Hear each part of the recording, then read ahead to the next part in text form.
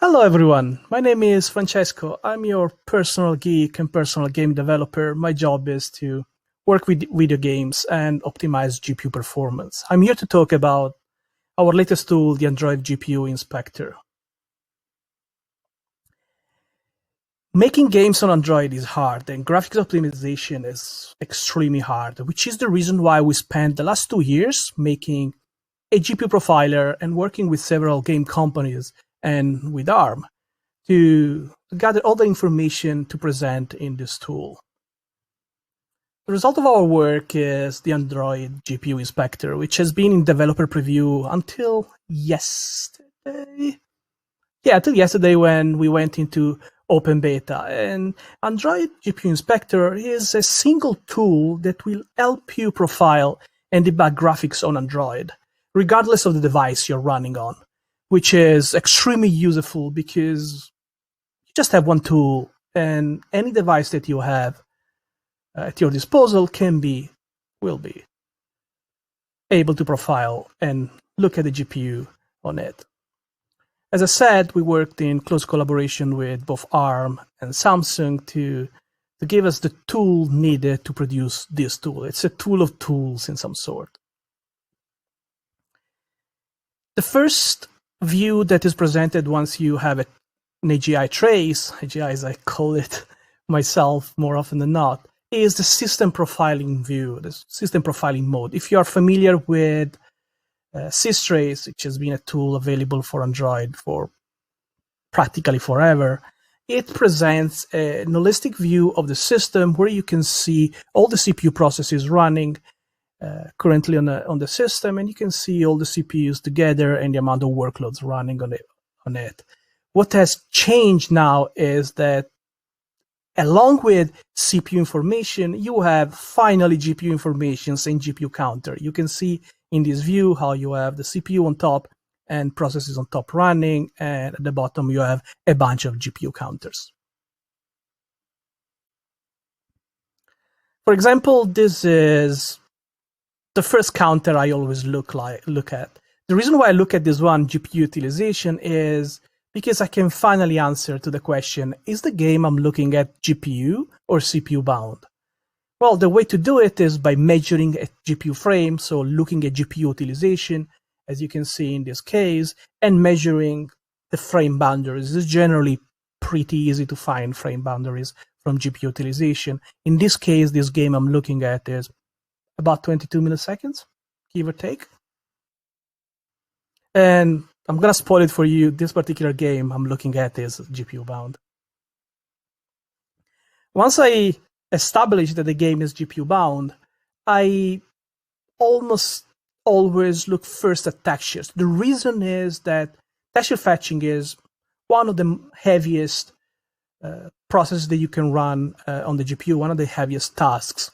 In this case, I look at texture caches and DL1 texture cache misses, which gives me an indication of how coherent the texture fetches are and how much bandwidth I'm using in the system for texture fetching. In this case, for this particular game, we can see 71%. It's pretty high. That's the peak, and 20% is the average of percentage of texture L1 miss. That means that on average, 1 out of 5 texture fetches is blowing up the cache and going to L2 and system memory. Well, this could have an impact on the frame rate, but also on bandwidth and ultimately on battery consumptions, which basically means how long your players can play the game. In this view, as I was mentioning, you can see, well, the CPU activity running on the system, but also the GPU activities running alongside the CPU. So we can look in this view for bubbles in our pipeline. And for example, we can look at when this particular Vulkan game submitted a bunch of GPU workload on the CPU, this VK submit, and we can see when this GPU workload started with a bunch of Vertex work that is being followed by compute work, then Vertex work, and then fragment work. You can see and notice it here that there are these big bubbles in the pipeline, which means that probably there's something that we need to look at more in depth to understand why this work hasn't been parallelized more efficiently. It's an information that absolutely wasn't available before on Android. Now let's put everything together and let's look at this GPU activity along with some CPU work that is running at the same time. Well, we can see that there's been a bunch of time spent in the binning phase, where all triangles are sorted to in the correct tile, and this is a substantial, like about a millisecond of binning, and then after that it's almost 3 milliseconds of preempt. Preempt means that something from the system took the GPU from this process, did a bunch of work, and then gave back the GPU to the process to keep running. This is generally not a good thing, and this is generally can be avoided. We partnered on AGI with this bunch of game companies that helped us enormously in shaping up the tool to be what it is today and to be as useful as it is today. So I just want to quickly thank all of them. I'm going to do it quickly because I don't have much time here, but my heartfelt thanks go to all this company. It's been a blast working with them. Let's look at more cases and more information we can gather from using AGI. Well, this game is looking at the average size of a vertex using another counter of about 100 bytes. Well, this is extremely high. It's an extremely high number. What you want to see really for an average vertex size is something below 32 bytes for various reasons that I don't want to go through them right now because there's a lot to say there, and this presentation would last for 2 hours. But it's sufficient to say that anything over 32 bytes is a big fat vertex. This game is 100 bytes. This is a problem here, and AGI will immediately surface this issue. What is interesting is that once we fix this problem, well, we not only have smaller vertices, we have a more lean vertex phase, so binning phase, we will spend less time processing vertices, but also our game will likely load faster, we'll use less space on the phone. Just one single counter can give us lots of information, not only about the GPU itself, but what the game can do better in other areas that is not just GPU rendering.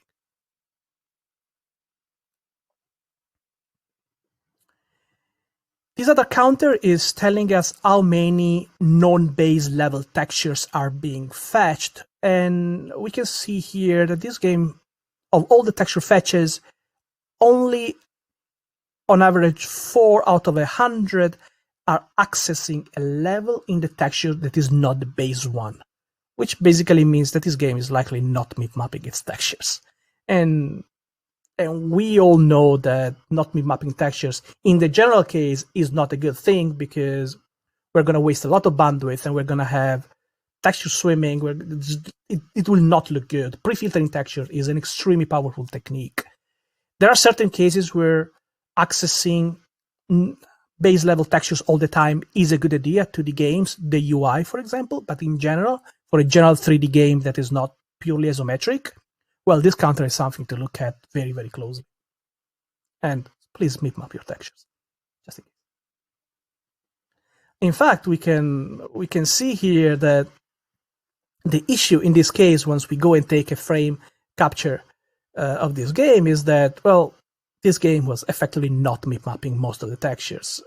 When we asked the developer to fix this, that required a little bit of work on the art side, well, we could save the memory bandwidth by up to 50%, which is enormous. That means a lot of this bandwidth will tax the memory system and the battery more than is really useful for this game. So this was a huge optimization. I mentioned a frame profiler. Well, this is one of the upcoming features of the Android GPU Inspector. It's going to be in the next few months. We'll hear more probably from me about frame profiling. And also, we're going to improve the support for OpenGL ES because at the moment, AGI works perfectly fine on OpenGL. It will give you all the GPU counters, but unfortunately it doesn't show yet the GPU activity as well. This is coming very, very soon.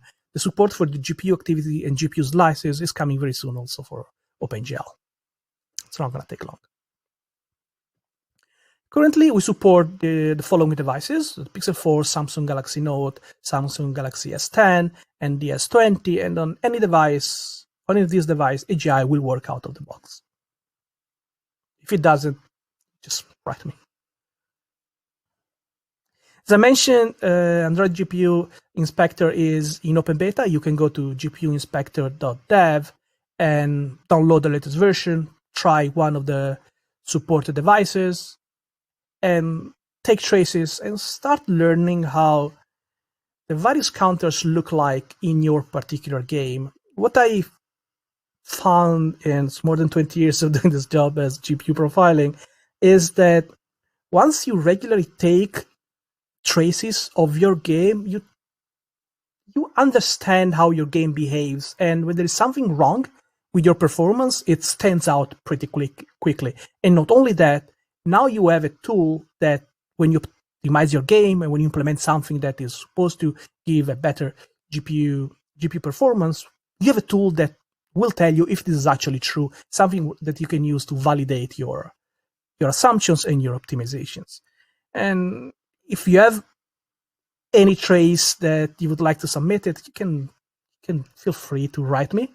Feel free to write me here later or ask me questions in chat. But in general, please contact me with your traces. I'm more than happy to look at your work. My name is Francesco Carucci. I work at Google. Thank you very much.